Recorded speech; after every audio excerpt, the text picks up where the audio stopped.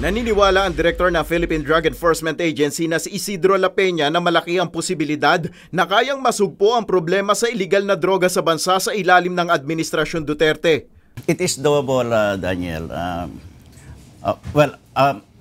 We have people that are interested in addressing itong drug problem natin. In fact, that was manifested doon sa election ni Mayor Duterte to become president. Sinabi rin ng hepe ng PIDEA sa programang Get It Straight with Daniel Razon na maging sa kanyang ahensya ay tuloy ang internal cleansing, kung saan hindi anya bababa sa 5 personnel ang dumaan na sa proseso ng investigasyon. Ayon kay La Peña, itinuturing niyang mabigat na kasalanan sa ahensya ang sinuman sa kanyang mga tauhan na masasangkot sa iligal na droga. If you tested positive of Shabu, that is dismissal from the service. I will not even allow you to resign in the process of the investigation.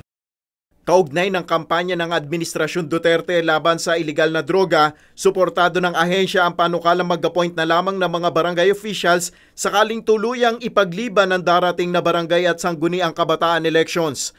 Support the President on that, Daniel. The reason is, especially ngayon, we are going to the barangays. We call it the Barangay Drug Clearing Program. Kasi paano po yung Barangay Drug Clearing Program na yun? We go to the barangays and clear yung mga barangays, yung mga drug-affected barangays.